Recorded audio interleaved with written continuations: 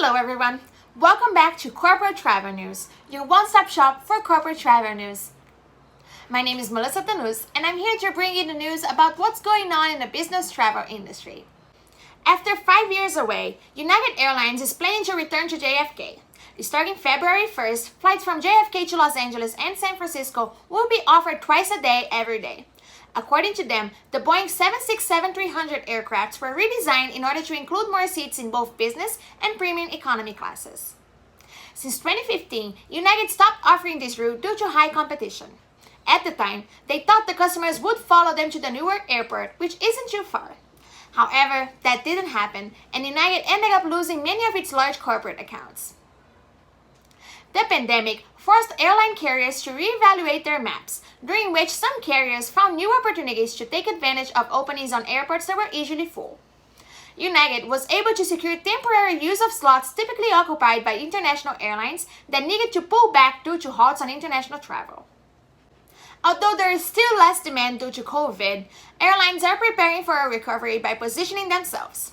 In fact, although cases have increased, there was a higher number of bookings leading up to Thanksgiving, and airlines are planning to add 1,400 flights during this week. Moving on to our second news of the day. It looks like Boeing is in serious trouble with U.S. aviation authorities. Apparently, Boeing lapsed on controlling the quality of its assembly lines and failed to pressure engineers to certify the safety systems. According to the Federal Aviation Administration, who is analyzing problems affecting several aircraft models, including the 787 Dreamliner, the company could be in violation of a 2015 settlement that addressed issues in overseeing safety. This settlement was created in response to frequent safety defects that were identified by the FAA on Boeing's engineers and factories. All the necessary procedures that Boeing assembly line workers and engineers were required to follow were addressed in the settlement, which include rules regarding production and constant audits to the agency to prove that safety and design standards were followed. However, the FAA has raised concerns regarding Boeing's aircrafts and has alerted them that they're considering whether or not the terms of the settlement were infringed. Speaking of restrictions, it looks like the 737 MAX will be released very soon. The aircraft has been grounded since March because of dangerous flight control systems, which initiated Boeing's 2019 financial crisis. However, that doesn't mean that MAX is approved to fly passengers yet. According to the FAA, there is no timeline for that to happen because maintenance and pilot training will be required before the aircraft resume its operations, which will probably happen in early 2021. COVID-19 forced us all to work remotely, and finding the appropriate place to work is a challenge for many corporations, but meetingbookers.com is launching a potential solution for that. The online platform allows corporate clients to book workspaces for meetings or events through day passes or short-term rentals. According to the founder and CEO, Ciaran Delaney, besides giving companies more flexibility, this service also allows them to experiment with newly released products and workspaces offered by hotels. This is a great solution for several businesses who are trying to reduce their office footprint or cancel their leases due to the pandemic. The demand for this service has spanned from offices for 20 people during 6 weeks to co-working spaces or hotel day passes. Meetingbookers.com has partnerships with many workspace providers such as Breather, Convene, Workspace, and Serendipity Labs, and in April, it added hotel rooms to their list as well. COVID-19 switched the focus from bigger to smaller meetings and have evolved the concepts of office spaces. Delaney adds that companies can choose out of 3 options: to work remotely from home, from smaller offices, or wherever they want in one of the 150,000 spaces that meetingbookers.com has in its platform with guaranteed safety and control.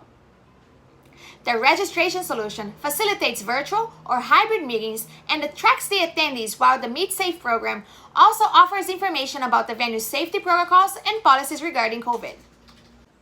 Although the third quarter brought a lot of optimism for hotel companies who expect better fourth quarters and a possible recovery in 2021, Hyatt Hotels Corporation feared that the recent surge in COVID cases will decrease the amount of business travel until mid-2021. Statistics show that the revenue per available room across the entire network declined 72% year over year, which is better than the 90% decline reported on June 30th. According to Hyatt President and CEO Mark Hoplamazian, the higher number of COVID cases could increase the number for restrictions on travel and result in a flat demand during the fourth quarter.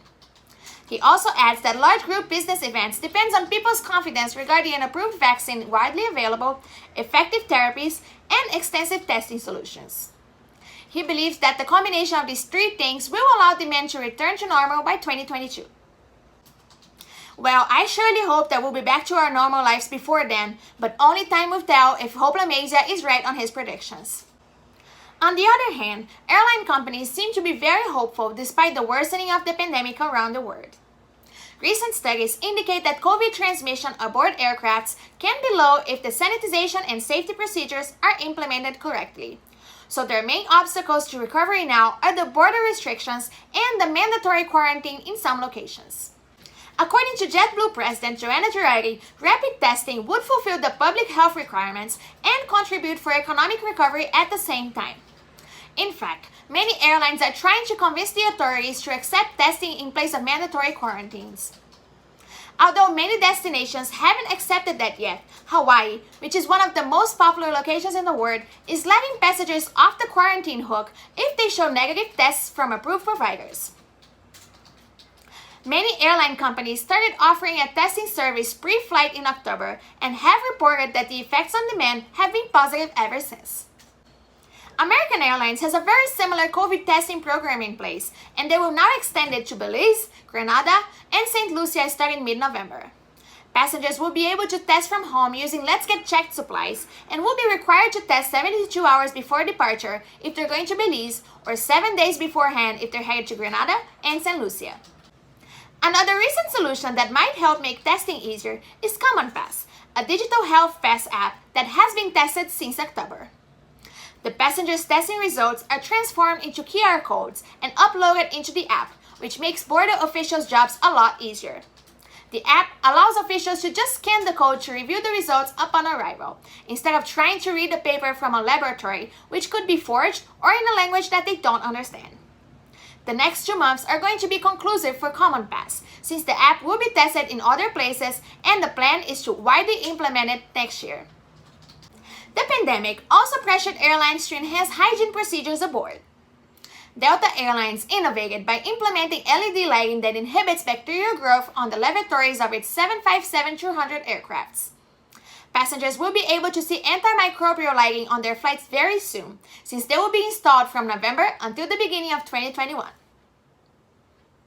Marriott was fined nearly $24 million for handling of the Starwood Dega Bridge. In 2014, before Marriott purchased Starwood, the company's reservation system started suffering a cyber attack, which was only discovered in September of 2018 and reported in November of the same year. According to an estimate made by Marriott, an average of 339 million guest records from all around the world were attacked. UK's Information Commissioner's Office reports that 7 million of these records were UK related. The ICO conducted an investigation of the data breach and concluded that Marriott didn't protect the personal data that was processed within its systems. They found that the corporation didn't follow required technical or organizational standards that were set by General Data Protection Regulation in 2018, which is why they were fined $24 million. But it looks like the fine wasn't enough to get Marriott to protect their clients' personal information better, because in March of 2020, the hotel reported another data breach affecting nearly 5.2 million guests. That's all I have for you today. Thank you for watching Corporate Travel News. Stay safe and healthy out there, and I hope to see you soon.